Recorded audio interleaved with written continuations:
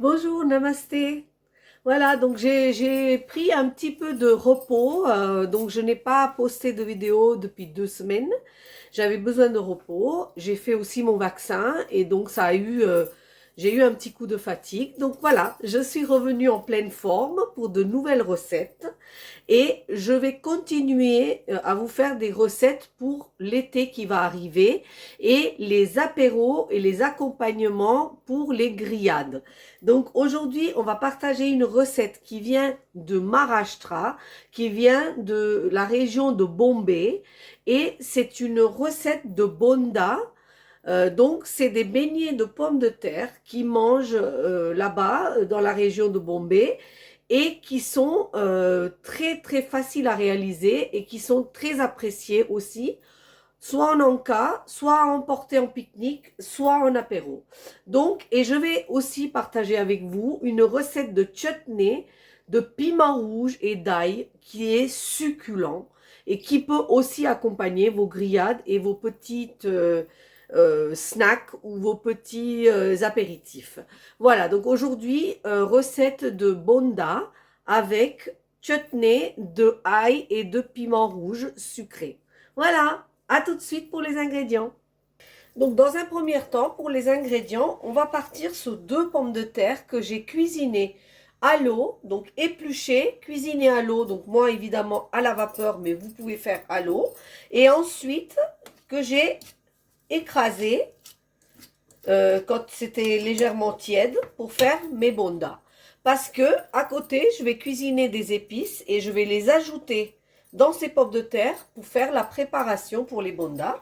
Donc, dans un premier temps, je fais ça. Ensuite, pour les bondas, il me faut un peu de coriandre frais, comme d'habitude, un demi-oignon blanc, un petit morceau de gingembre, un piment vert, quelques feuilles de curry. Donc, je vais vous montrer ce que c'est. Pour ceux qui ont la chance d'avoir un magasin indien à côté de chez eux ou une possibilité de commander des épices indiennes, ça s'appelle les curry leaves. C'est quelque chose qu'on trouve vraiment que dans la cuisine indienne, donc qu'on trouve que dans les épiceries indiennes. Alors, si vous n'avez pas ça, vous ne le mettez pas. Si vous l'avez, c'est impeccable. Donc voilà, ça, c'est pour avoir la recette authentique, mais c'est pas grave si vous n'en avez pas. Ensuite, au niveau des épices, il me faut du sel, du poivre blanc, du curcuma, du coriandre en poudre, des graines de moutarde. Pour ceux qui connaissent ma cuisine, ils savent que j'utilise beaucoup de graines de moutarde. Et pour faire les beignets, il me faut la farine de pois chiche que j'utilise très souvent. Farine de pois chiche qu'on trouve maintenant dans les grandes surfaces aussi, dans le rayon farine ou dans les magasins ou rayons bio. Parce qu'il y a beaucoup de gens qui sont allergiques au gluten et qui utilisent la farine de pois chiche. Maintenant, c'est facile à trouver. De l'huile de cuisson et de friture. Dans un premier temps, et un petit peu de levure. Voilà. Pour le chutney, il me faut piment rouge séché. Il me faut, donc j'en fais une petite quantité, mais pour que ça me dure au moins une semaine. Donc j'ai pris à peu près 6 gousses d'ail. Et là, en tant que sucre, je ne veux pas de sucre, j'utilise le sirop d'agave. Vous pouvez utiliser le sucre de palme, le sucre roux, le sucre de coco, le sucre que vous voulez, mais il faut un peu de sucre dans cette recette. Donc je pense que là j'ai fait le tour et on peut démarrer la recette tout de suite. Donc ici j'ai fait chauffer de l'eau dans une gamelle, chauffer de l'huile pardon dans une gamelle. Donc il y a à peu près une cuillère à soupe d'huile dans cette gamelle. Et là tout de suite je vais mettre mes graines de moutarde, une cuillère à café, qui vont crépiter tout de suite. Et dès que ça a crépité, pour pas que ça brûle, j'ajoute ce que j'ai coupé en petits morceaux, feuilles de curry et gingembre, piment vert et oignon doux. Tout ça en petits morceaux tout de suite derrière les graines de moutarde. Voilà, je laisse rissoler le tout. Je baisse un petit peu mon feu.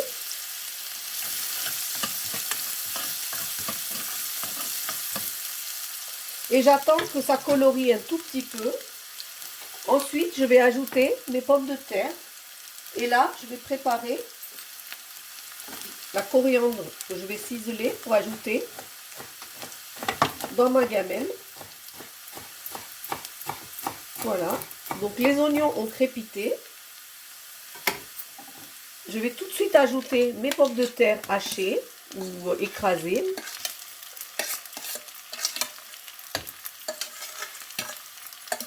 Tous mes pommes de terre. Donc vous avez vu qu'ils sont bien égouttés. Il n'y a pas beaucoup d'eau dedans. Ils ont refroidi et ils sont égouttés. Ici, tout de suite, je vais ajouter une pincée de curcuma, donc une demi-cuillère à café, une demi-cuillère à café de coriandre en poudre, un tout petit peu de poivre blanc. Je ne sais pas si je vous l'ai donné dans les ingrédients, des fois j'oublie, mais voilà, du poivre blanc. Et je vais saler ma préparation. Et là, je vais mélanger tout ça pour préparer la farce de mes bondas.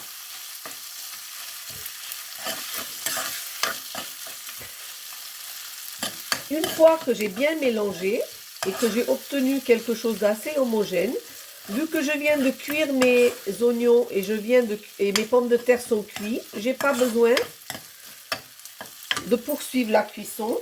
Je mets tout de suite cette coriandre dessus. Je remélange. Je coupe et je laisse refroidir mes pommes de terre pour faire la suite de la recette. Et là, on va attaquer le chutney. Alors ici, vous voyez, j'ai fait chauffer une autre petite gamelle.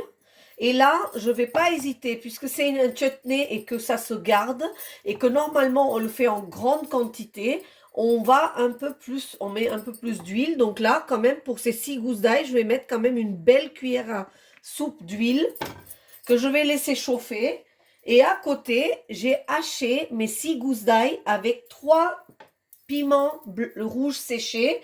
Si vous n'avez pas de piment rouge séché, vous pouvez utiliser du paprika, ça sera moins piquant. Ou vous pouvez utiliser du piment, les flocons de piment qu'on trouve. Ça sera très bon quand même, mais ça ne sera pas aussi piquant que ces piments rouges. Donc là, il faut que je laisse chauffer mon huile correctement avant d'ajouter mon ail et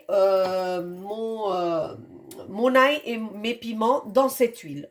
Alors là, j'ai testé mon huile. Je vois qu'il est bien chaud, sans être brûlant. Et là, je verse.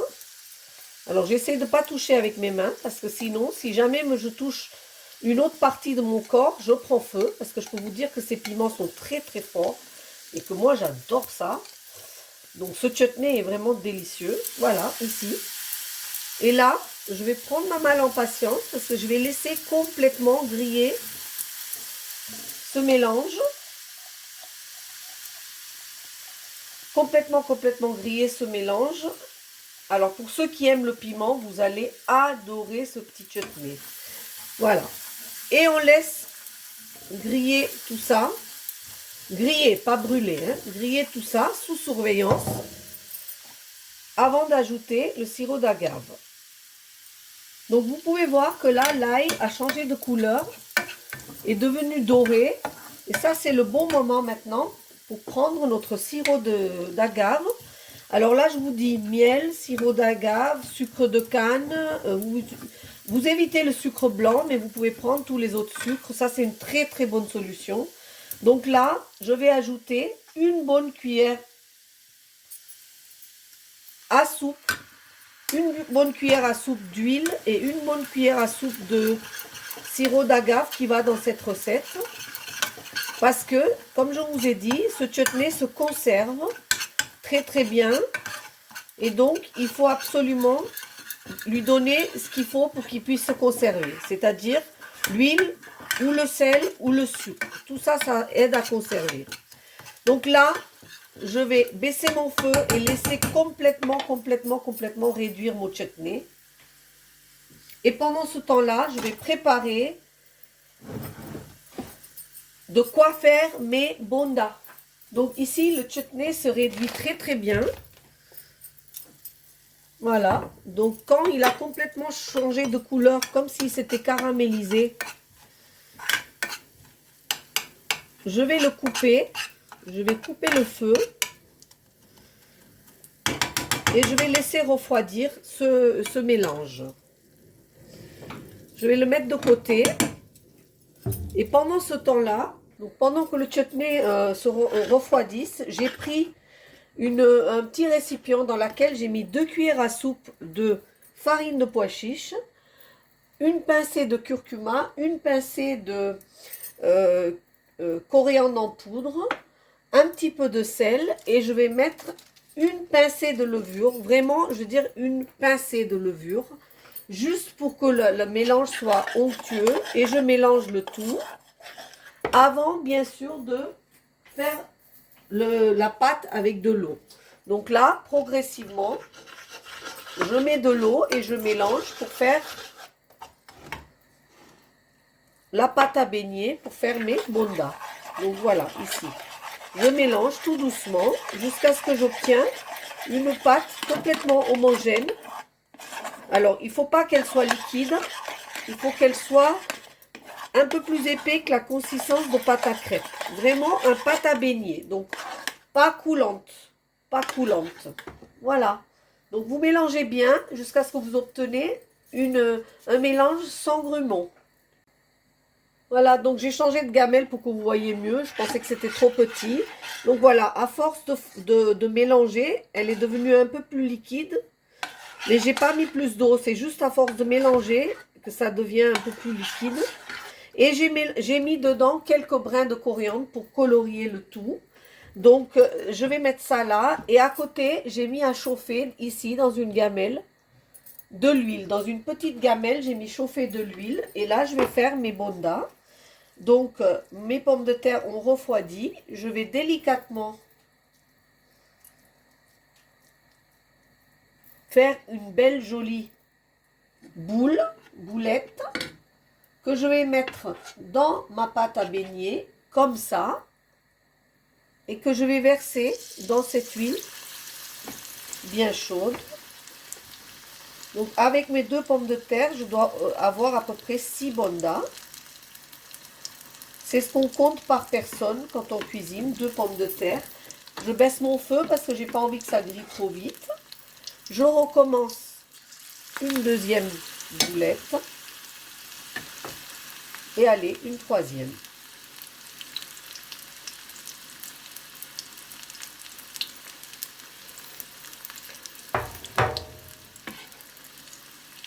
Voilà, avec mes 2 cuillères de farine de pois chiche, je vais pouvoir faire mes 6 boulettes. Là, j'ai pas besoin de faire les 6 pour vous montrer. Donc ici, je vais touiller un petit peu mon huile pour pas que ça colle. Faites très attention, l'huile est très chaude et tout doucement, vous allez bouger vos bondas parce qu'ils ont collé en bas. Voilà. C'est pas la peine de salir trop d'huile. Si vous faites que 6 bondas ou 8 bondas, vous prenez une petite gamelle et vous faites frire vos bondas. Ici, à côté, je reprends mon chutney qui a refroidi un petit peu. Je le touille. Si je trouve qu'il y a trop d'huile, j'écarte un peu mon chutney et je peux enlever l'huile qu'il y avait. Regardez là, il y a un petit peu d'huile. Bon, il n'y en a pas trop. Mais si vous trouvez qu'il y en a trop, vous pouvez faire ça et couler, enlever l'huile et l'utiliser pour faire des pâtes ou autre chose qui sont très parfumées. Donc ici, je vais prendre une petite goutte d'eau pour diluer mon chutney. Je vais le mettre dans ce mélange-là. Très peu, hein, je ne veux pas liquide. Et mon chutney, ail, piment, un petit peu sucré et prêt. Mes bondas aussi. Alors, j'enlève mes bondas et je vous retrouve pour la présentation. Alors, voilà l'assiette. Vous voyez, ici, vous avez vos bondas. Je vous montre les bondas même de l'intérieur. Vous avez le petit chutney ail sucré et pimenté délicieux qui se garde une semaine ou même plus au frigo selon la quantité de l'huile et de sucre que vous avez mis. Vous pouvez préparer en plus grosse quantité. Les bondas qui accompagnent les viandes, les grillades, mais aussi qui se mangent en apéritif, en pique-nique à emporter. Donc, c'est une recette toute simple, mais super bon, que vous pouvez faire très souvent, même quand il vous reste des pommes de terre un peu que vous avez fait pour une autre repas et que vous voulez utiliser pour faire autre chose. Donc voilà, une petite recette. N'oubliez pas de liker, de partager, de vous abonner à ma chaîne si ce n'est pas déjà fait. Et je vous dis namasté, à très très bientôt. Au revoir.